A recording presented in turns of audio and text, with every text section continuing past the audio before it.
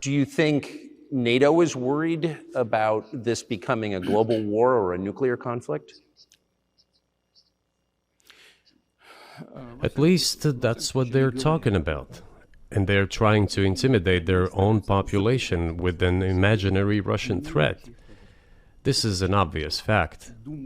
And thinking people, not Philistines, but thinking people, analysts, those who are engaged in real politics, just smart people, understand perfectly well that this is a fake. They're trying to fuel the Russian threat. The threat I think you're referring to is a Russian invasion of Poland, Latvia, expansionist behavior. Can you imagine a scenario where you sent Russian troops to Poland?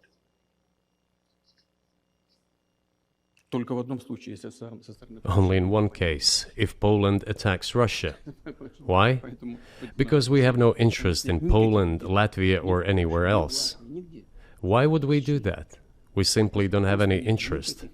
It's just threat-mongering. One of our senior United States senators from the state of New York, Chuck Schumer, said yesterday, I believe, that we have to continue to fund the Ukrainian effort, or U.S. soldiers, citizens could wind up fighting there. How do you assess that? Well, if somebody has the desire to send regular troops, that would certainly bring humanity to the brink of very serious global conflict. This is obvious. Do the United States need this? What for? Thousands of miles away from your national territory. Don't you have anything better to do? You have issues on the border, issues with migration, issues with the national debt, more than $33 trillion. You have nothing better to do, so you should fight in Ukraine? Wouldn't it be better to negotiate with Russia? Make an agreement, already understanding the situation that is developing today, realizing that Russia will fight for its interests to the end? And realizing this, actually return to common sense, start respecting our country and its interests, and look for certain solutions. It seems to me that this is much smarter and more rational. The question is, do they want it or not? Further on, President of Ukraine issued a decree prohibiting negotiations with us. Let him cancel that decree, and that's it. We have never refused negotiations, indeed. We hear all the time, is Russia ready? Yes, we have not refused. It was them who publicly refused.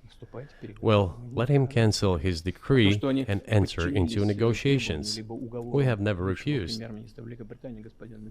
And the fact that they obeyed the demand or persuasion of Mr. Johnson, the former Prime Minister of Great Britain, seems ridiculous and very sad to me. Because, as Mr. Arakamiya put it, we could have stopped those hostilities with war a year and a half ago already.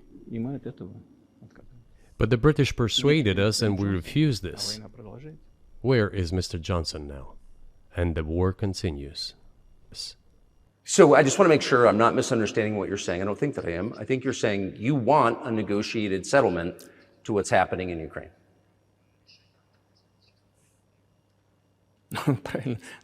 Right.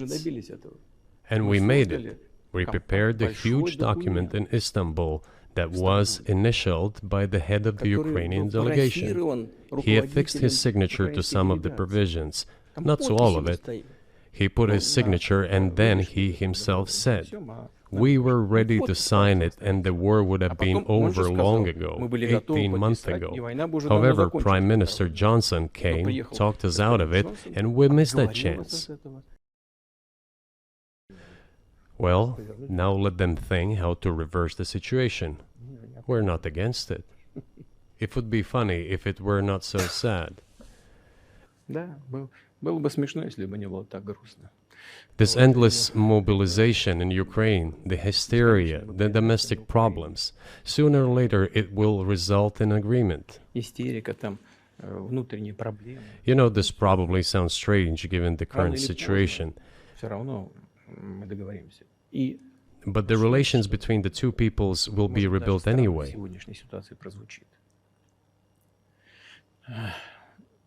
It will take a lot of time, but they will heal.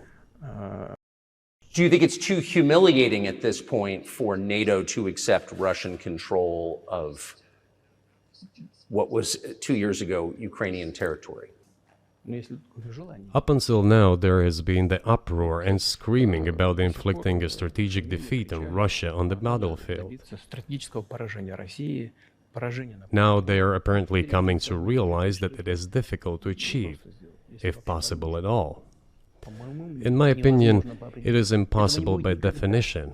It is never going to happen. It seems to me that now, those who are in power in the West have come to realize this as well. If so, if the realization has set in, they have to think what to do next. We are ready for this dialogue. I just got to ask you one last question, and that's about someone who's very famous in the United States, probably not here, Evan Gershkovich, who's the Wall Street Journal reporter.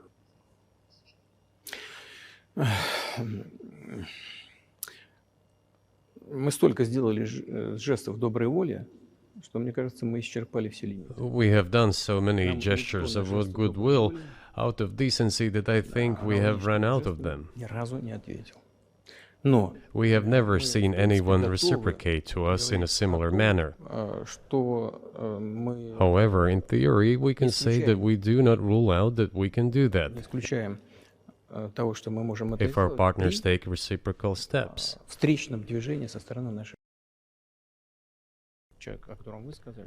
I do not rule out that the person you refer to, Mr. Gershkovich, may return to his motherland. By the end of the day, it does not make any sense to keep him in prison in Russia. We want the U.S. Special Services to think about how they can contribute to achieving the goals our special services are pursuing. We are ready to talk. Moreover, the talks are underway. And there have been many successful examples of these talks crowned with success. Probably this is going to be crowned with success as well. But we have to come to an agreement.